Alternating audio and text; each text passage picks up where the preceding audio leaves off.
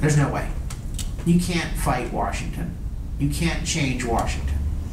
Those are great ideas, but, well, candidly, think back to when Don and I were sitting here and talking about open government, or when I presented the roadmap to recovery and laid out that balanced budget plan. Did some of you kind of sit back and say, there's no way that this is going to work? It's nice, good concept, but not workable, not politically doable, too much opposition, honestly. Well, don't believe the hype. We did it here in San Diego. I believe we can make change happen in Washington, and it's one of the most important factors that led me not to seek the mayor's race a second time around. The biggest challenge there being that Bob Filner had pushed through a 5-year labor contract just a month before he resigned. Some of you who know about labor law and some of the issues that I discussed from this podium in previous sessions is that 85% of our budget is decided by the negotiations on the labor contracts. We have 6 labor unions. 85% of the budget, therefore, for the next 5 years is on autopilot. As mayor, if I wanted to go in and say, let's change how this department works, let's change and go to a pay-for-performance system because I want to reward good performers and spend the same money but make sure the higher performers get more, I would have to ask the labor unions permission to even talk about that with them, to reopen the contract, let alone reach agreement. And so it's a stifling environment, and I felt that we could take some of the ideas that we succeeded with here locally to balance the budget, to start restoring services, to save a city on the brink of bankruptcy, take those ideas to Washington, and how would they impact the current situation that we see, the mess? Well, you know, last night, the 2 parties failed to reach agreement. It's a complete mess in Washington. And it's the best example, the latest example, of the dysfunction in Washington caused by the partisan politics that we see. Neither side is exercising responsible leadership, plain and simple. And so yesterday I laid out an alternative to a government shutdown. It's a 3-part package that they have to accept in its entirety. Part 1, a 1-week clean continuing resolution to give a week of time for negotiations while you fully fund the government during that week. Properly fund. No shutdown has to occur. Buys you time. Now, we shouldn't have had to have gotten to that point, but providing 1 week, it is then contingent upon the second factor of the package. Mandatory, full-scale negotiations by the House and Senate leadership from both parties. So McConnell, Reid, Boehner, and Pelosi. Mandatory, in that room, all 4 of you. Up to this point, there had been no negotiations. Each side would just pass a bill, grandstand, and throw the potato to the other chamber. You're not going to work through anything unless you sit down and talk face to face. Now, you notice I did not include the president in that mix. Notice I did not include the president in that mix. It doesn't seem as though the White House is providing very much leadership when it comes to this issue. But Congress has an obligation, has a constitutional obligation to come up with a budget and to pass appropriation bills. The president can decide whether or not he wants to sign them or not. But right now, the biggest breakdown is the failure to negotiate, the failure to communicate in the Congress to get both sides, both chambers, in agreement on some sort of temporary package while we work through some of these issues. Third, and most important, accountability, a penalty. These members of Congress have failed. In business, they'd be fired. And maybe a lot of them will be fired next November, November 4th, 2014. But in the meantime, they should forfeit their pay. And it's part of a package that I laid out called Fix Congress First. Now, people in Washington know that this is a very popular idea. No budget, no pay. So they passed something that looks like no budget, no pay, but it's really what I call window dressing. What they said is, you know, if we don't pass a resolution within our respective chambers for a budget by April 15th, then we lose pay, temporarily. Once we pass that budget, then we get all of our pay back. No, it doesn't work that way. A real budget means that both the House and the Senate agree to the appropriation bills. That you actually have the authority to fund each department. And that means that these continuing resolutions should not be the way you operate a government. We should actually have a budget, and you should have appropriation bills that implement the budget in every department. In the city of San Diego, we had a requirement that we had to get our budget done by mid-June, because in July, the appropriation bills would be written line by line, word for word, to implement that budget. And in fact, what you found is that we have in our charter a requirement that we can't attach anything extra to the appropriation bill when it goes through, which is a common sense idea. You know, you're talking about a budget, your appropriation bill simply takes that budget and translates it into what each program gets to spend line by line. It works in business, it works in the nonprofit sector, but in government, they decide to use these basic processes to grandstand, to create a partisan divide. So our no budget, no pay element of this 3-point plan says that for every day that this week passes, you've lost your salary. And it will not be given back to you. You won't get refunded this. It's not that you're going to get paid late. No, you didn't do your job. And so no budget, no pay. Members of Congress, you've lost your salary because we're on a continuing resolution. And for every day thereafter that we don't have appropriation bills, you lose your salary. Now, ideally, this would condition them so that by the time next year's budget rolls around, and the budget under the U.S. Constitution and our current budgeting laws, the current law, current federal law says the House and the Senate shall pass a budget by April 15th, coincidentally the same day that you pay your taxes. By April 15th, you shall pass your budget. And so if you want to foster agreement and avoid a government shutdown, because the appropriation bills are to be done by September 30th, you have a long ways between that budget on April 15th and the appropriation bills, then I actually think that next year's no budget, no pay provision should begin April 15th.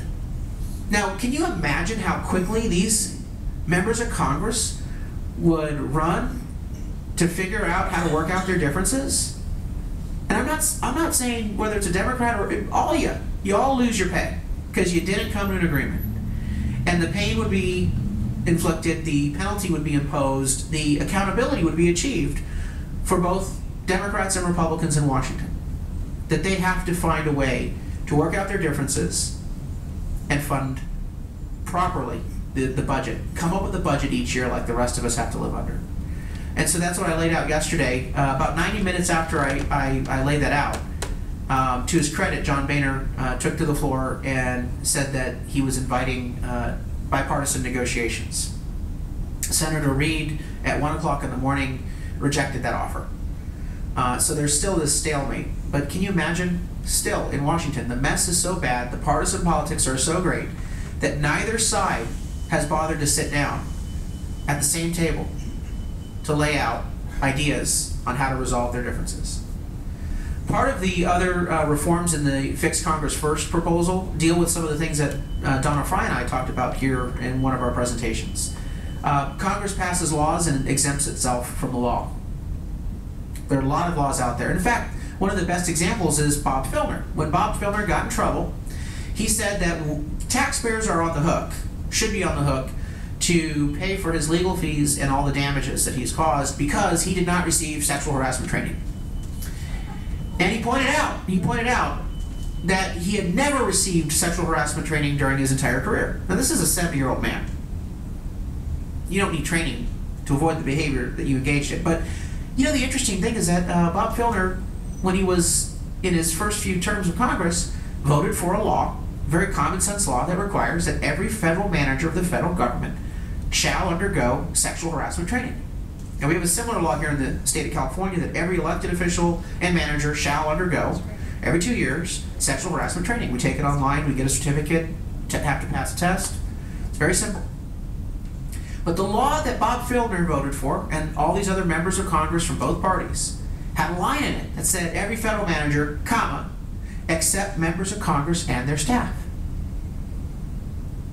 And if you take a look at law after law after law, members of Congress exempt or give themselves a special status, special than any of us. Obamacare, for example, they get a massive subsidy under the implementation of Obamacare. That's completely wrong. If it's good enough for the rest of us, you should pay whatever is charged to any rank and file American citizen. Another thing that they exempt themselves from is Open Records Act requests. Under the federal government, there's something called FOIA, Freedom of Information Act. It means that you and I, or a member of the media, can go to any federal agency and say, we want to see documentation, all documentation on the Keystone Pipeline. We want to see all documentation that you might have on the San Onofre nuclear plant. Whatever the question is, give us all the public records. Except, you may not submit a request to the Congress for any congressional documentation. Now, in the state of California, the Brown Act requires, the Public Records Act requires, that even members of the legislature have to respond to public records requests. My office would receive them routinely, and they would ask for everything from my own personal water bill to my correspondence on a particular topic. And we searched and provided whatever compliant documents we needed to provide. And it's the right thing to do. The taxpayer has a right to know, how did you come up with that decision? Who did you talk to? Open government. We don't have any open government in Congress. How about this one? Read the bill. How many times do we hear of a 1,000-page bill that's worked out in the back room in Congress that comes out and even the members of Congress say they've not read the bill? Well, I would require, as part of this Fix Congress First proposal, that any legislation voted on has to be publicly noticed and placed online 72 hours before a vote in its entirety. Any amendments that you're going to consider, put that online as well, so we know what might happen 72 hours ahead. We have this same requirement right now at City Hall and in the legislature, 72-hour requirements, public records. Now, that may not mean that members of Congress actually read legislation, but at least the 72 hours would allow us to read the legislation and weigh in and alert the public as to what's in the legislation. Other provisions in the Fix Congress First, that members of Congress should not receive gifts or free travel sponsored by outside lobbying organizations. Again, we raised this issue in the mayor's race against Bob Filner for taking trips to Paris, and lightning struck again. Came up in his tenure as mayor. But during the month of August, just as an example, members of Congress from both parties took $1.8 million in free travel to places all around the world. Now, there are some trips that are legitimate. There are some trips that you go to Syria, you go to the Middle East, and you're doing fact-finding. You want to figure out what's going on, and does the United States have a national interest here? You know, what's our foreign policy position? Is it the right position? If so, go to the Committee of Jurisdiction and receive approval for members to take that trip. Can you imagine if you start making these trips subject to approval and votes? Members of Congress would have to say, yeah, I voted to send a couple of my colleagues on a nonprofit free trip. Give them authorization to accept that free travel, because here's what's happening in that part of the world, and this is why it is the appropriate thing to do. But you have members of Congress going on junkets with family members all around the world and having this paid for free. Finally, pensions. You have several members of Congress that are double dipping, getting multiple pensions simultaneously. Let's put members of Congress in the same system benchmarked to what the average American receives. Social Security and a 401k. I bet you any money they'd be much more interested in ensuring the long-term solvency of Social Security if they knew that that is the primary vehicle of their retirement for each member of Congress. So these are just common sense ideas, and I don't think that they have a Democrat or Republican label on them. I just think that these are things that the American people expect, that members of Congress should be treated no differently. They should not be exempted from laws that they pass that they expect others to comply with. When it comes to the budget, we should have an accountability provision, because right now the government is shut. And you can blame one side or the other. I'm not interested in who you personally want to blame. The reality is it's a mess. It is a mess, and no one is being held accountable. And these members of Congress would be held accountable if we implement the proposal that I've laid out today. With that, I'll entertain any questions you might have. I know some of you might be thinking, there's no way your colleagues in Washington are going to go for that. Well, I know in the first round they're not going to go for it. But as we showed here in San Diego, when you educate the public, when you take public pressure and apply it to even change-resistant organizations like legislatures, every single one of our ideas that we implemented on a bipartisan vote at the City Council required public pressure. And many of those ideas were rejected first by the City Council. Rejected. They said, no, we don't want to implement this idea. And we lost a lot of votes before we won a lot of votes. With that, I'll entertain any questions. Yes? If you were... Well, I've got a tracker here from my opponent's campaign. I'll let you guys, members of the club, ask questions. Go ahead. Carl, who are you going to back to be the new mayor? The question is, who am I going to back for the new mayor? I've endorsed Kevin Faulkner, and here's why. Kevin has been part of our reform coalition for many years. He helped me when we took on the sales tax. He helped me when we tried qualifying the pension reform initiative and got that qualified and passed it. He helped me when we cut the red tape on small businesses in San Diego. On each of the reforms that we've implemented, Kevin's been a good partner. He understands the city, and I believe that he brings a temperament to the table where he can work with all sides. Yes, go ahead. Recently, $300 million was given to Detroit to help with their situation. Of course, we have stock in our own state. How do you feel about what the role of the federal government and state government should be in bailing out cities? The question is, Detroit just got this big bailout, and what's the role of the federal government in bailing out cities? You want to invite Detroit onto the vessel known as the federal government? That ship is sinking. So you can't keep bailing out entities that need to be bailed out themselves. I think the most important thing that we can do is pass common sense legislation that helps state and local governments implement reforms. Perfect example, pension reform. In our pension reform proposal here locally, there's a provision that says that city employees, if they're currently in the pension system, should be allowed to, on their own accord voluntarily, to opt out of the pension system and go into a 401k. Now currently federal law does not allow them to do that. Once you're in, you're stuck. Now you might say, well, why would a city employee want to get out of the pension system? That's a pretty sweet system. Well, under our law, we also require full and equal contribution, so it's costing them more. So many employees might say, well, wait, I can opt out, keep the benefits that I have at this point, cut them off at this point, but I also then can move into a more affordable plan, a 401k, on a go-forward basis. IRS, Internal Revenue Code language, prevents us from being able to give an employee that option to opt out. Orange County, California has a very similar pension reform provision to the one I just described, and they would like to get IRS approval to opt out. So I proposed legislation as part of my pension reform package for the federal government that would allow states and localities the flexibility to let employees opt out on a one-way direction from defined benefit pension plans into defined contribution pension plans. That provides them flexibility to do the right thing. Right now the federal government is blocking that flexibility. But I think the federal government, again, another example, when you take a look at what the federal government did to Governor Brown's modest pension reform proposal. He said that in order for the state of California to receive transit funding for state and local transit programs, that they had to undo certain parts of the governor's pension reform that he got into place last year. And I don't think the government went far enough. I think we need to do more. But can you imagine the federal government trying to undo even the baby steps that we were able to achieve on pension reform?